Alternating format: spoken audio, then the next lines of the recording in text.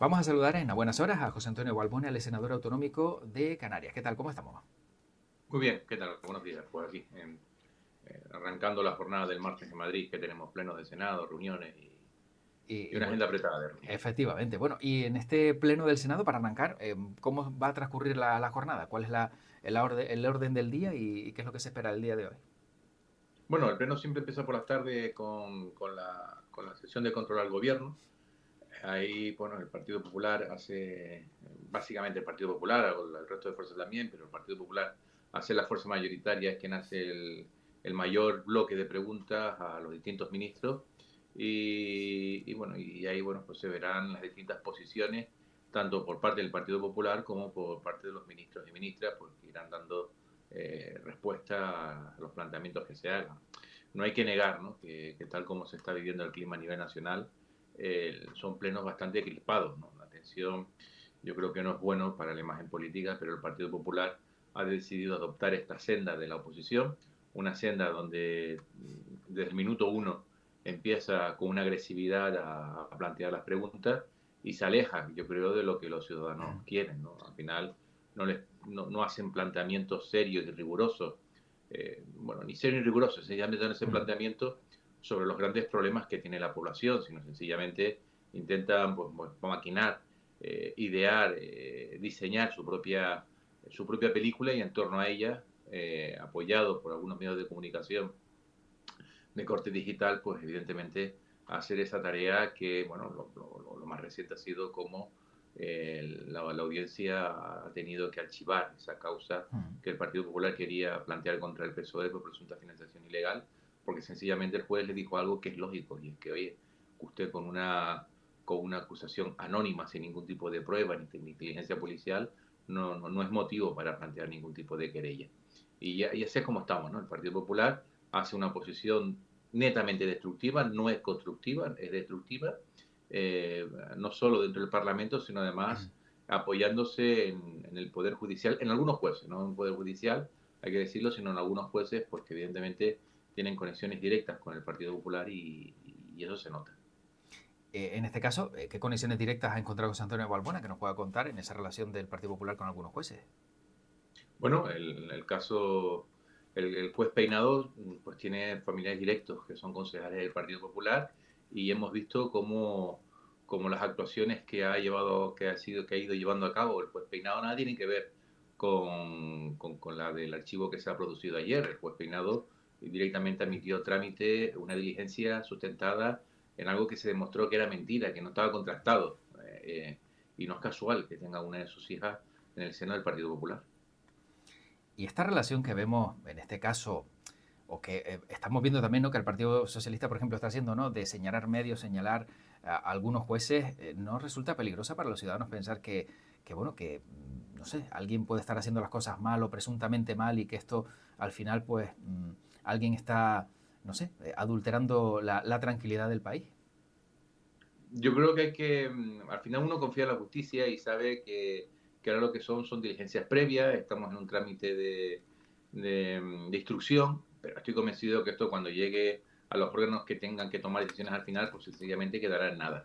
Pero evidentemente estamos, bueno, pues durante este trayecto de instrucción, pues casualmente donde ocupa espacio en los medios de comunicación son medios digitales tipo de Objective, tipo Que Diario, que sabemos que están claramente vinculados con el Partido Popular. No hay más que ver las noticias, no hay más que ver en algunos medios incluso televisivos, cuando hacen un repaso de la prensa diaria, se ciñen exclusivamente a este tipo de pseudoperiódicos, porque si creo yo que deben de tener un calificativo de prensa. Por lo tanto, es una prensa que hace suya la mentira la extrapolan o le dan un bombo y un platillo que no debería de tener, y que cualquier persona que haya estudiado periodismo pues sabe que una noticia lo primero que hay que hacer es contrastarla.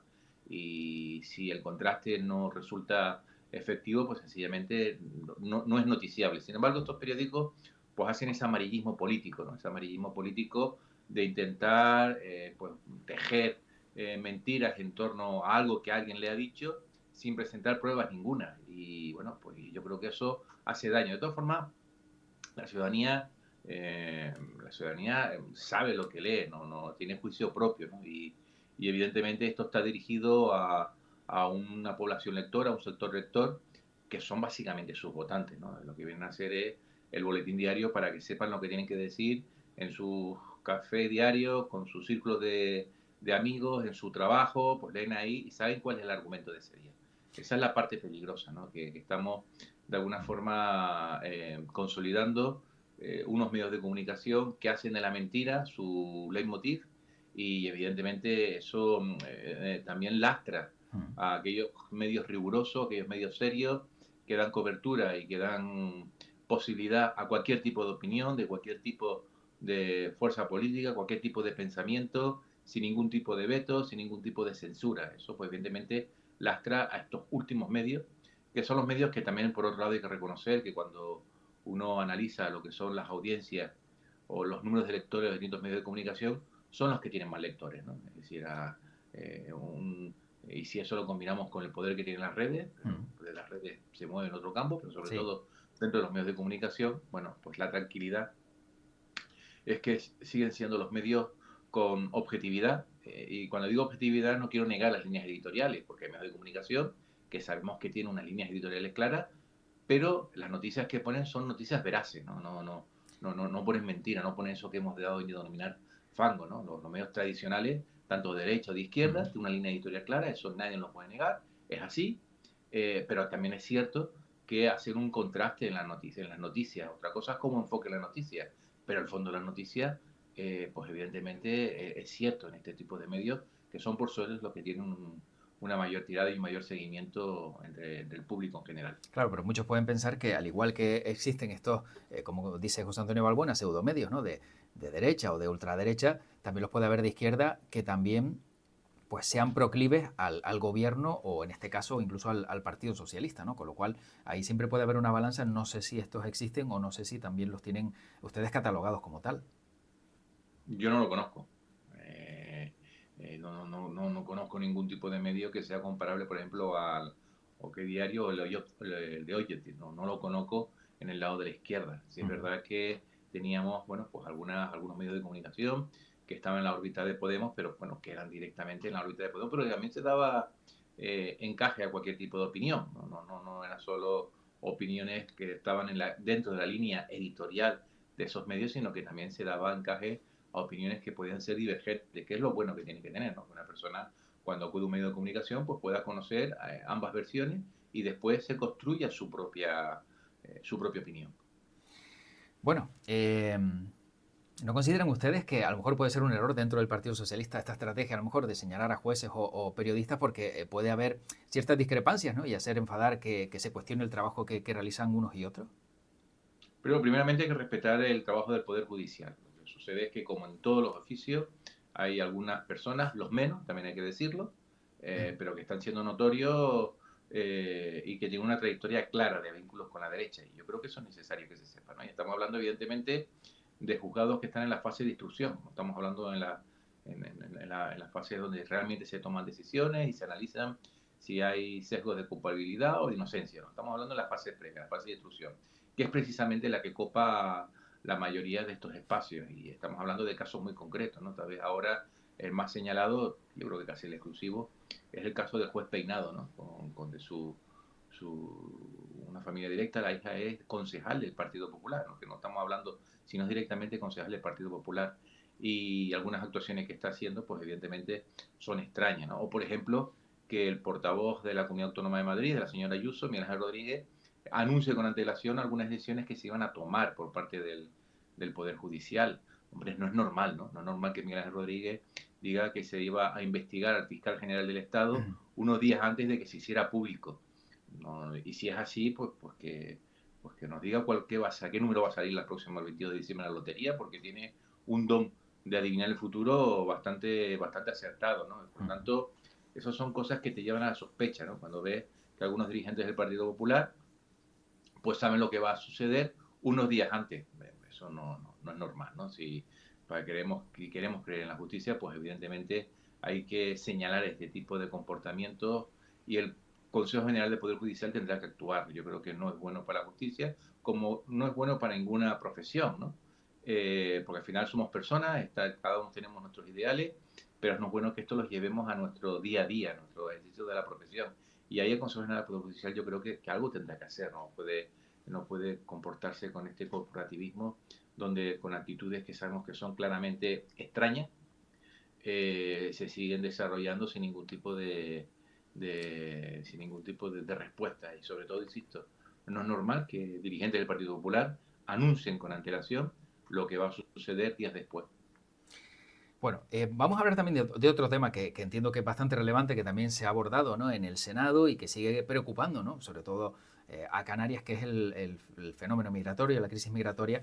Pero hace muy poquito veíamos cómo, pues precisamente, ¿no?, entre esa tensión que hay existente, pues José Antonio Balbuena llamaba facha al presidente de Canarias, Fernando Clavijo, por su propuesta de retorno de menores migrantes a lugares como Marruecos y Senegal. Ratifica lo dicho en redes sociales, porque dijo, quiten a este facha ya. A ver, esas son medidas que no responden a un trato humanitario. Hay que recordar algunas de las propuestas que ha puesto Coalición Canaria sobre la mesa. Ha hecho una propuesta que después ha matizado, pero el fondo era la que era que los barcos se derivaran a la península. No sé, después intentaron explicarlo, pero se dijo lo que se dijo y el fondo de la idea es la que es. Y si no hubiese sido así, lo hubiesen realmente explicado. Pero evidentemente no tenía ningún tipo de sesgo humanitario. Ahora Fernando Clavijo ha tomado una medida de Meloni, que por cierto la ha tumbado los tribunales en la propia Italia, pero además lo destinaba a los propios, una medida sobre migrantes, ese traslado de migrantes a Albania por parte de Italia, pero aquí Clavijo le daba una vuelta más y decía que tenía que ser para los menores, que estaba de acuerdo con que los menores, oye, se pudiesen derivar a sus países de procedencia. Hay que recordar que la medida de Italia, siendo muy polémica, siendo de un corte muy de ultraderecha, ha sido tumbada por los tribunales, pero que además esa medida excluía específicamente a niños y mujeres. Sin embargo, aquí no. Aquí Coalición Canaria, Clavijo, incluso parecía que buscaba esa solución. Y eso no se da cuenta que el verdadero problema lo tiene a su lado, lo tiene a su derecha, que es el Partido Popular, que se levanta de las mesas de negociación donde todavía el Partido Socialista sigue sentado esperando poder negociar con el principal partido de la oposición. Por lo tanto, yo no he conocido ni una sola medida por parte de Fernando Clavijo que sea para dar un trato humanitario, un trato digno a los migrantes. Ahí tenemos el decreto de la vergüenza para los menores migrantes, que lo que decía, oye, antes de prestarte ayuda, antes de sacarte del cayuco, antes de ponerte una manta para ligarte, vamos a arreglar los papeles. Y ya después, si están viendo los papeles, te ayudo. Y si no está bien, ¿qué pasa? No, aquí el trato humanitario y sobre todo con menores se trata de ayudarlos.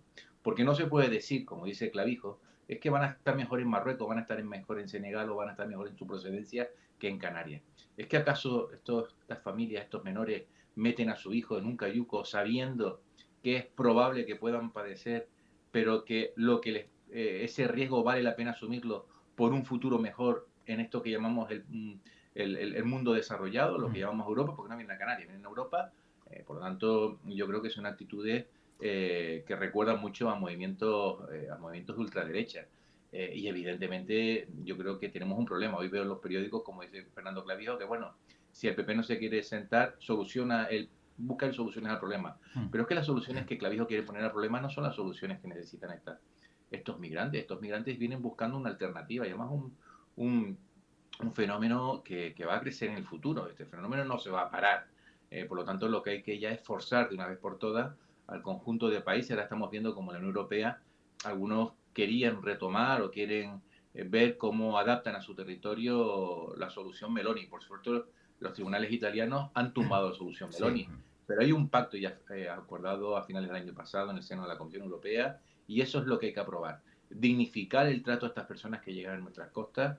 Primeramente, intentar regularizar estos movimientos migratorios, ¿no? Hay datos del Banco Mundial que de manera clara y nítida establecen una conexión directa entre el crecimiento del PIB de los países y la capacidad de recepción de migrantes, por una razón muy sencilla. El fenómeno de la despoblación en nuestros países es un fenómeno acuciante. Aquellos que somos de la época del boom, la generación boom, a medida que vaya acercándose la edad de jubilación, pues se van a ir retirando del mercado laboral y eso pues está generando que el mercado laboral está perdiendo efectivos desde el punto de vista de mano de obra. Y eso, evidentemente, lastra la competitividad de un país. Por lo tanto, lo que hay que hacer es sentarse de una vez por todas y regularizar en el conjunto de la Unión Europea. Evidentemente, estamos en un contexto global y no impedir de alguna forma como se está impidiendo y además intentando señalar que el problema de la migración es aquel que viene por Cayuco, ¿no? Si los que vienen Sí, por sí, sí, sí. Cayuco son los menos, ¿no? La mayoría de la población que viene migrante entra por los aeropuertos. Por lo tanto, se está señalando a una población concreta que llega a nuestras tierras porque tiene un color de piel diferente, porque no hablan español y evidentemente con soluciones que nada ayuda a la dignificación. Y ese tipo de políticas son políticas de derecha, de extrema derecha, no son políticas ni progresistas ni humanitarias. Entonces ratifica lo que usted mismo escribía en redes sociales, quiten a ese facha ya. ¿Considera a Fernando Clavijo facha? Yo creo que es una persona que raya en la línea de lo que dije, si no lo hubiese quitado, que raya actitudes que se asemeja más a aquello que entendemos una persona facha. O sea, que no ha quitado ni siquiera ese post en redes sociales, ¿no? No, no lo quito porque es lo que pienso, evidentemente. No, no, no, no, no, no, es que como tampoco he consultado si sigue o no sigue, hay veces que algunos, pues, no sé, le da un calentón, ponen algo y lo quitan, ¿no? O sea, puede ser No, también un momento no. en Yo el creo que que no... está demostrando, se siente muy cómodo gobernando con el Partido Popular, e insisto, y no se da cuenta de que el problema lo tiene a su derecha, lo tiene en el entorno de Manolo Domínguez, que bueno, se levanta de la mesa y en principio no hay ningún tipo de actitud, por lo tanto si hubiese, a mí me gustaría poder llamar, que oye, es un gran humanista, pero es que no está poniendo ni una solución humanista para resolver el problema, por lo tanto, bueno, pues en ese extremo tenemos este tipo de situaciones, oye, hay personas que se sienten muy orgullosas, ¿no? de defender esas propuestas, incluso se representan las elecciones, pero yo creo que ahora estamos desvelando el verdadero papel de Fernando Clavijo en el seno de un gobierno de derecha que raya en algunas políticas la ultraderecha. Bueno, dicho esto, ¿es importante el Senado, señor Balbuena? ¿Cómo de importante es para España y la percepción que tienen los ciudadanos del Senado?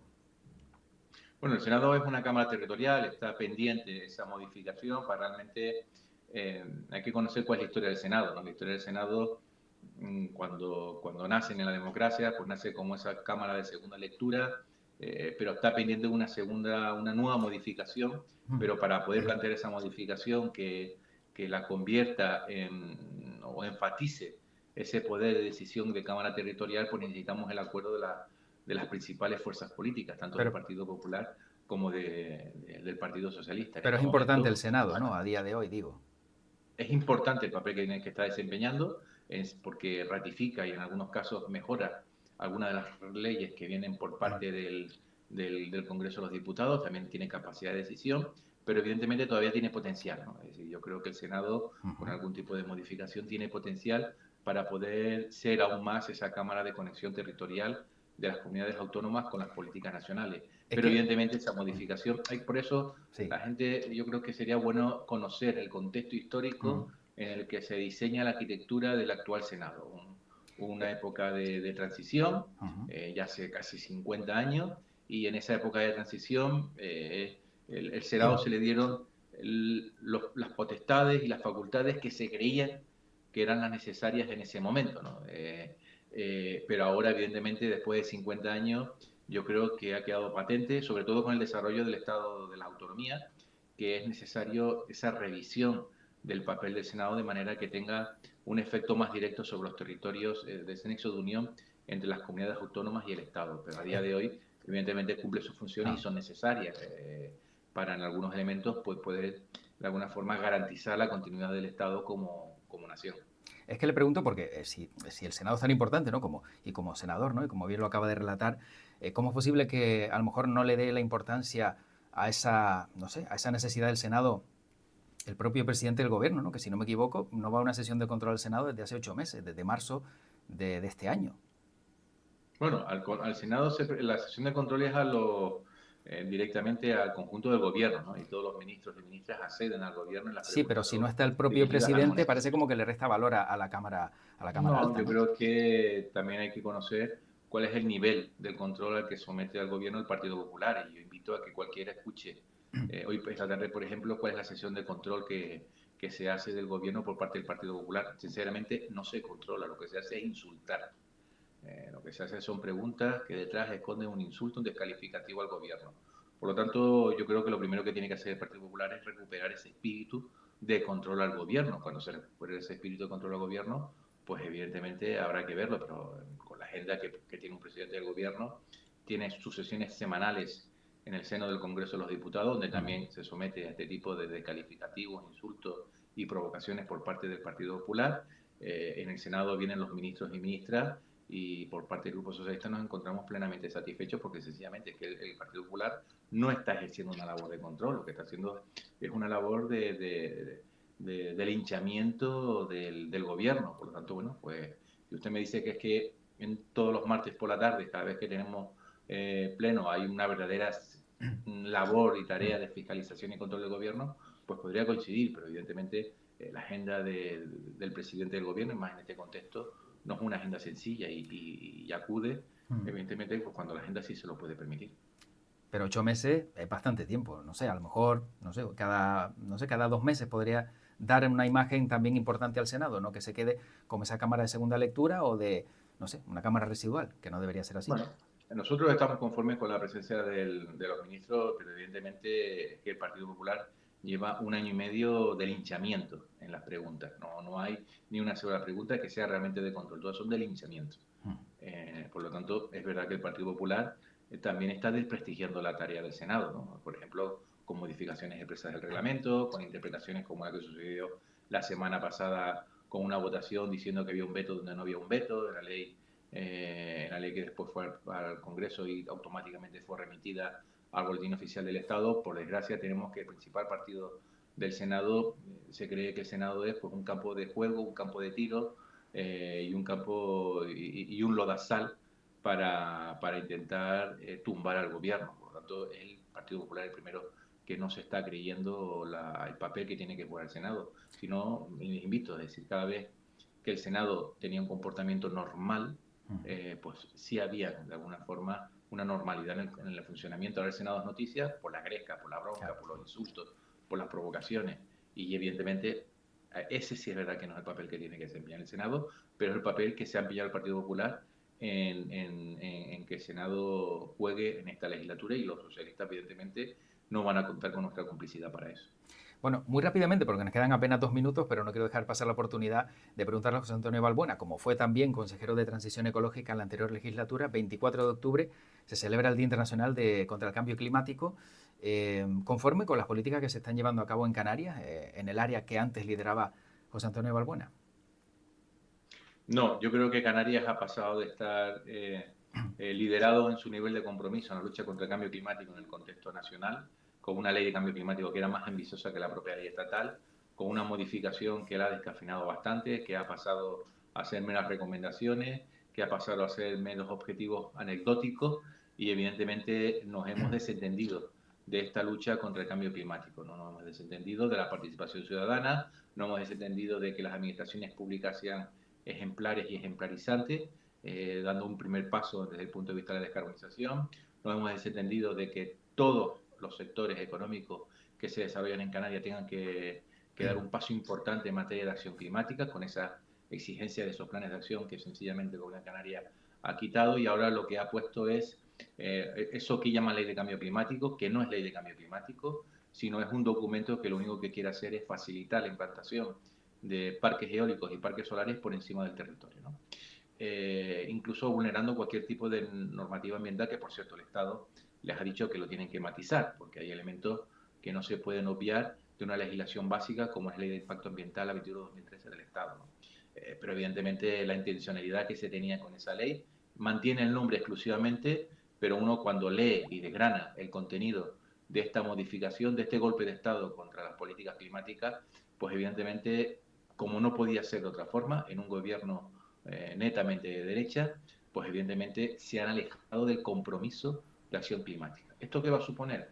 Esto va a suponer que el Partido Socialista, cuando vuelva a ostentar responsabilidades de gobierno, tendremos que volver a retomar no solo la ley de cambio climático, sino que seguramente habrá que acentuar algunas medidas, porque por desgracia el tiempo corre en nuestra contra, ¿no? Es decir, lo que no hagamos este año significa que en los próximos años no solo vamos a tener que recuperar lo que no se ha hecho, sino que tendremos que hacer mucho más. ¿Por qué?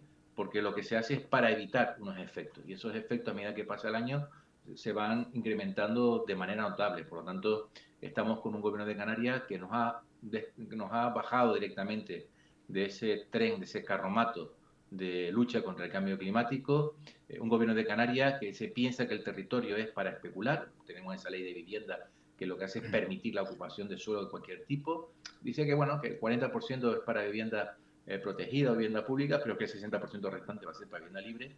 Y si se hace algo, seguramente lo primero que se haga sea ese 60% de vivienda libre, ¿no? Donde ha, pues bueno, pues vuelto ha hecho dejadez de sus funciones, y esa dejadez de sus funciones ha hecho que muchos expedientes caduquen y se puedan reanudar obras que van contra el territorio. Se ha desentendido de, por ejemplo, de comprar el Hotel de la Tejita para empezar a recuperar esos espacios costeros de primera línea del mar que van a desaparecer. Es decir, ellos podrán mirar para otro lado, pero la subida a nivel medio del mar va a ser que de aquí a que termine el siglo, y terminar el siglo está a la vuelta de la esquina, más del 50% de nuestras playas desaparezcan. Por lo tanto, vamos a tener un verdadero problema. ¿Y qué está haciendo alguna Canaria?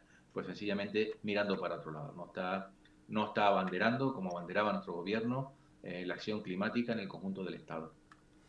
Bueno, tenemos que terminar.